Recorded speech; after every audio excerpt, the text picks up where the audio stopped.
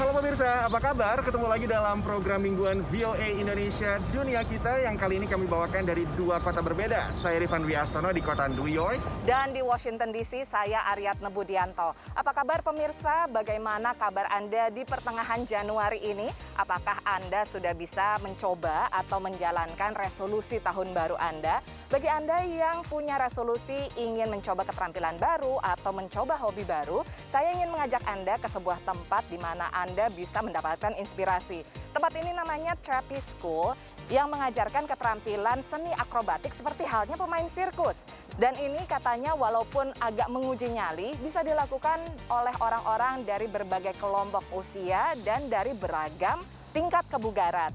Nah, selanjutnya saya juga ingin mengajak Anda untuk melihat sebuah fenomena. Ini hobi yang semakin banyak ditekuni, terutama oleh anak-anak perempuan. Tidak hanya di Amerika Serikat, tapi juga di tanah air, yaitu skateboarding. Melayang di udara, melambung di trampolin, memanjat tangga tali, menari di udara, dan aksi akrobatik lainnya merupakan keterampilan yang diajarkan di Trapeze School, Washington, D.C. Siapapun boleh coba, terlepas umur atau level kebugaran. Walau mayoritas hanya ingin rekreasi, banyak peserta yang terus datang untuk belajar hal baru.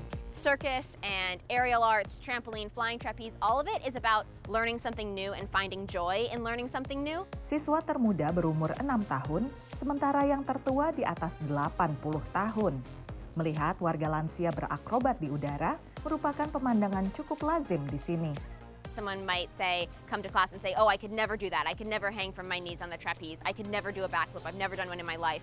And the really interesting thing about trapeze is that people very regularly exceed their own expectations. Tidak perlu persiapan khusus. Walau siswa tidak pernah ke gym, mereka bisa sukses. Well, apart from staying fit, staying busy, staying active, and engaged and entertained, trapeze is a great way to build skills for other areas in your life, be it listening and following directions and instructions. It helps with other skills as well as hand-eye coordination and any other things that you might be doing, like diving, dancing, the list goes on.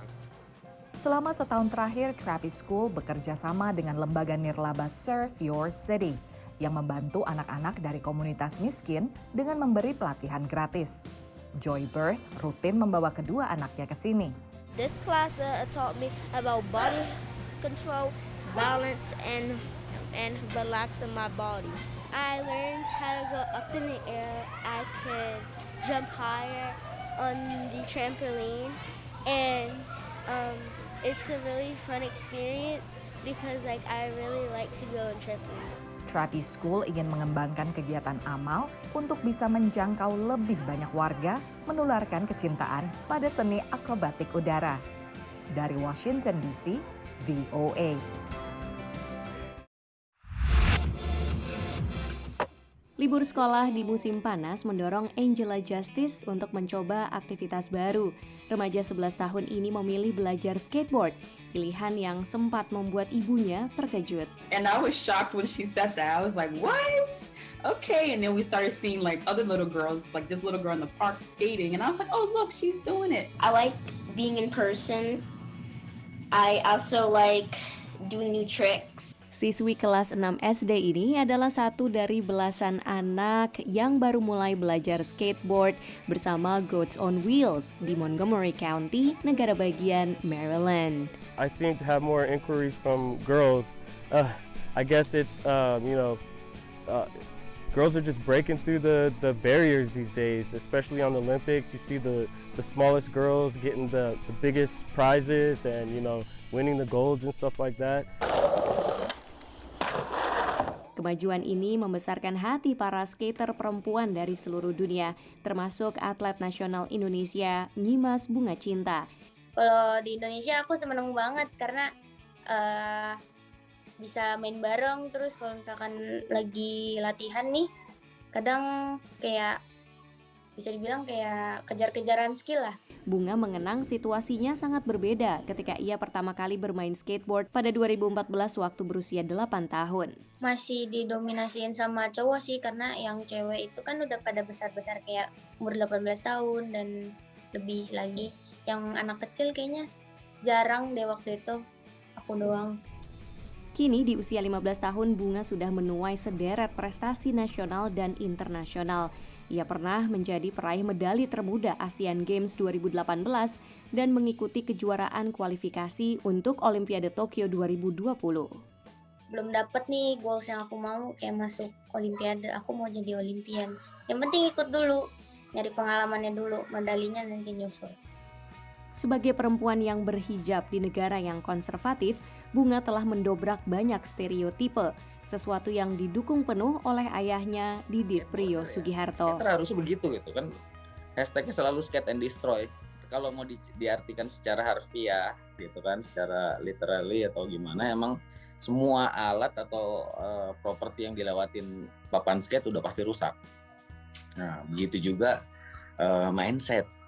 Cewek di dapur, nurut sama laki, nggak boleh dominan, di break lah sama anak skate. Mereka berharap akan semakin banyak anak perempuan yang mempelajari cabang olahraga yang terbilang baru ini. Dari Maryland, Vina Muptadi, VOA. Nah pemirsa, sekarang kita istirahat dulu, tapi jangan kemana-mana karena sehabis ini dari kota New York, Rifan Dwi Astono akan kembali menemani Anda tetap di Dunia Kita.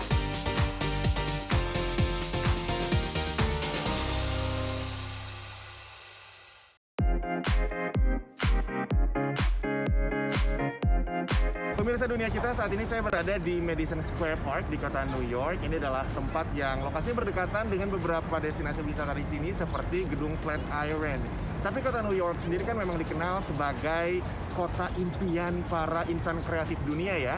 Banyak seniman yang datang ke kota New York untuk meraih impian mereka, bahkan juga banyak yang lahir di kota New York. Seperti cerita tentang seorang pemain lonceng. Nah, ini adalah satu seni musik yang mungkin memang kurang awam di Indonesia, tapi di beberapa negara, khususnya di Eropa, itu cukup banyak yang meminatinya. Di New York sendiri cuma ada satu pemain lonceng solo yang ada di sini. Nah, kita bakal berkenalan dengan sosok Natalia Paruz. Tapi selain dengan Natalia, kita juga bakal mengenal sosok kakak beradik penampil teater. Mereka ini adalah penyanyi musikal yang sekarang turun ke jalanan karena memang saat ini banyak teater-teater di kota New York yang tutup karena perbakan Omicron. Tapi jangan salah, pertunjukan mereka di jalanan justru sukses loh. Bells are magical to me. The shape is like a dress. I have about 700 bells in my collection. Natalia Paruz adalah seorang pemain lonceng. Meski kerap menerima penghargaan untuk musikalitasnya, Paruz tidak segan tampil di jalanan dan selalu senang membicarakan koleksi loncengnya. The whole story started from these bells, which I collected from tourist stores in Austria. Setelah cita-citanya menjadi penari profesional kandas, usai tertabrak mobil dulu, Paruz menemukan kecintaannya terhadap lonceng tanpa sengaja saat ia berlibur ke Austria.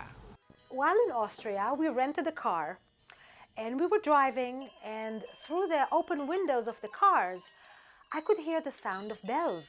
So I said to my father as a joke, all these different cowherds, they have different pitches of bells. Wouldn't it be fun to collect a whole octave of these cowbells and play them? Paruz belajar secara otodidak. Ia tidak pernah berguru, hanya membaca buku dan belajar dari foto-foto lama.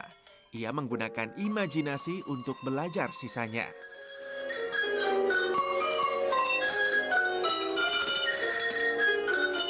Cowbell ringing is primarily Austrian and Swiss.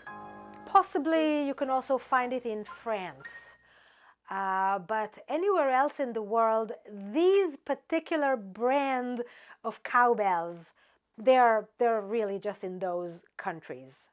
Possibly there may be some ringer here or there in other countries, like I'm in New York. Bermain lonceng secara solo butuh kerja keras. Paruz harus bergerak tanpa henti membunyikan lonceng demi lonceng yang diletakkan di meja sepanjang 2,5 meter. Hanya dirinya satu-satunya pemain lonceng solo di kota New York. Di Los Angeles, California, diaspora Indonesia Priti Sulaiman juga mulai hobi memainkan lonceng. So it's really fun. Sebenarnya kayak main angklung sebenarnya mah, cuman karena kan itu grup gitu kan. Angklung di Indonesia juga kan mainnya kan banyak yang main, terus udahnya ya satu orang satu atau dua angklung gitu. Nah di sini sama, kemarin Priti juga seorang itu pegang 3 bells. Dari Washington DC, tim VOA.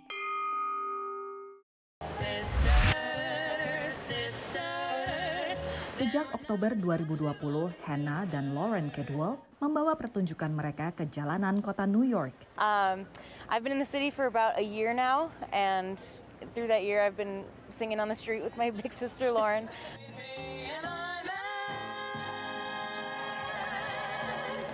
Bagi banyak seniman termasuk Hannah dan Lauren, pandemi bukan hanya menyurutkan aspirasi panggung, tapi juga mata pencaharian mereka. When we came back to the city and we decided to go out and sing, it was supposed to only be something that we'll do this until we can find other jobs. We never in a million years thought that it would be as successful as we had, that this could be our only job. Mereka tumbuh dalam keluarga pecinta musik di Los Angeles, mendengarkan dan menyanyikan lagu era 1920-an hingga 60-an. Kakek dan nenek mereka adalah penyanyi opera. Pengaruh itulah yang membentuk kecintaan mereka pada periode tersebut. I got my undergrad degree in directing. I thought I was going to go be a director and direct Broadway shows and live my career that way. And then after I graduated undergrad, someone heard me sing and they're like, "No, you need to get back into performance. That's absolutely something you need to do." So I went and I got my master's degree in musical theater from Boston Conservatory. Konsep teatrikal tertuang dalam busana. Menurut mereka, walau manggung di jalanan, memakai jeans dan kaos akan mengubah atmosfer yang ingin disampaikan. There's something about nostalgia and something about that genre of music and that time period that really just evokes something. It just it reminds them of a grandparent or of a time in New York City, and being able to share something really special with people. They felt their city, which they loved, was on lockdown and would never breathe again. Stars shining bright above. Walau tidak lagi di atas panggung Broadway, Lauren dan Hannah tetap bisa memberikan hadiah bagi penonton, kenangan manis, dan semangat untuk bertahan di kenormalan baru.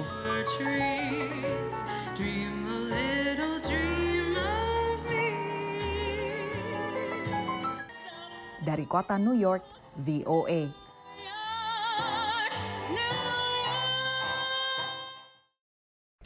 Pemirsa, setelah yang satu ini kita masih punya cerita-cerita lainnya dari dunia hobi dan seni. Jangan kemana-mana, tetaplah di Dunia Kita.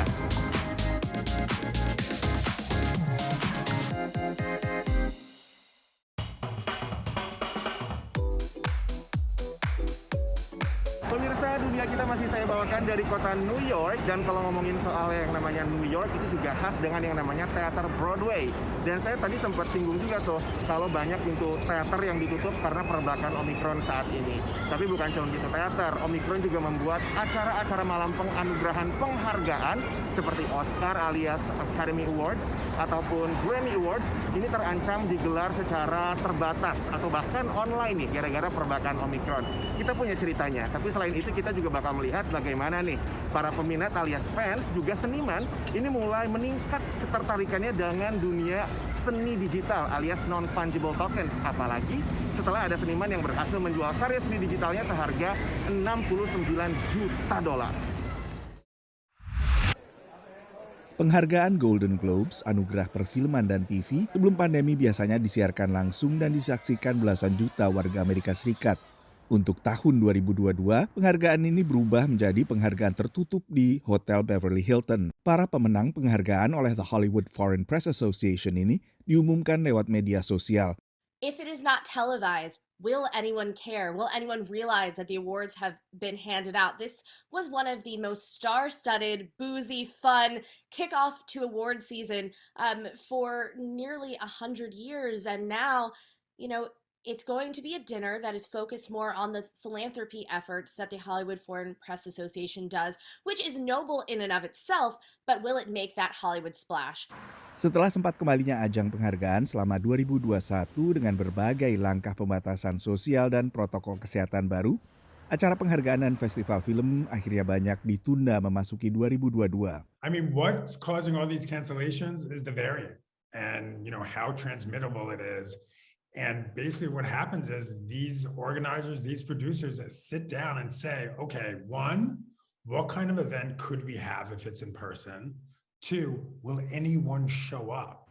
Festival film bergengsi Sundance di negara bagian Utah misalnya akhirnya batal berlangsung tatap muka. Critics' Choice Awards yang tadinya direncanakan bersamaan dengan Golden Globes juga ditunda. Pengamat perfilman pun belum tahu apa yang terjadi dengan puncak penghargaan perfilman, yaitu Academy Awards alias anugerah piala The Oscars pada akhir Maret. Hollywood was not expecting this. This was a surprise. Everyone was really looking forward to a robust award season, getting back on the red carpet, doing it in person with large audiences. Hollywood was like everyone is just in total shock because everything's being put on hold again. Pada saat yang sama, banyak produk studio besar kini diluncurkan eksklusif di bioskop. Setelah setahun sebelumnya biasanya diluncurkan bersamaan dengan video streaming karena bioskop belum buka. Disney was doing some hybrid releases on Disney Plus. They were making things available for premium rental. And now they're back exclusively in theaters. Sony's basically releasing all of their major movies exclusively in theaters. And those are a lot of the films that are at the top of the box office right now. So it seems to be paying off in a certain way. Ajang penghargaan biasanya juga menjadi kesempatan pemain baru dan pemula dalam industri perfilman menjangkau penonton lebih luas. Demikian laporan tim VOA. Dunia seni dan teknologi tampil dalam sebuah pameran di kota New York belum lama ini. I think the best and most talented artists have always looked to technology, to new formats, to be able to take their art to the next level.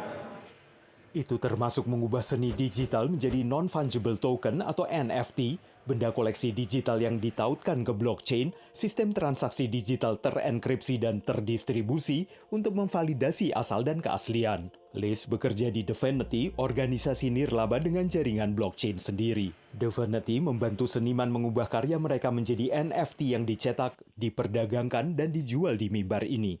From a provenance perspective, you would know exactly like where the art originated from and where it's been sold, like into perpetuity essentially. Hal ini penting untuk seni digital yang biasanya mudah dikopi. Pemilik NFT menyimpan karya seni asli resmi di dompet digital. NFT memberikan lebih banyak sorotan bagi seniman digital dan memungkinkan mereka menghasilkan uang dengan cara berbeda. There are a lot of cases where artists sell art at a time where they're not that famous. And then later on down the line in the secondary markets, the art sells for many, many multiples more, but they don't reap any of the rewards. Mimbar blockchain menggunakan kontrak pintar yang diprogram untuk melakukan transaksi berdasar kondisi tertentu. Because it's code, you can stipulate in the code that artists receive a percentage cut of every secondary market transaction thereafter. Menurut pengkritik, kehebohan NFT membuatnya menjadi pasar yang sangat spekulatif dan masih harus dilihat apakah pergerakan saat ini akan menuju lonjakan yang akhirnya kolaps. Tapi artis seperti Neil White sangat antusias dengan media baru ini. It's pretty fun to kind of feel like I'm sort of making art in like more like futuristic form. Dan dunia masa depan nantinya mungkin akan dipenuhi dengan NFT. Dari kota New York, VOA. Tidak terasa pemirsa, sudah setengah jam kami menemani Anda dalam dunia kita yang dibawakan dari dua kota berbeda. Kalau misalnya Anda masih ingin nonton dunia kita atau program VOA yang lainnya, langsung aja kunjungi situs kami di www.voaindonesia.com atau juga di YouTube channel VOA Indonesia, serta menjadi sahabat kami di media sosial, di Instagram, di Facebook, dan juga di Twitter. Kalau misalnya Anda punya pertanyaan, langsung dikirimkan ke sana. Dari Washington DC, saya Aryatna Budianto. Dan saya Rifan Dwi Astono di kota New York. Kalau begitu sampai ketemu lagi minggu depan. Stay safe and stay healthy. Bye!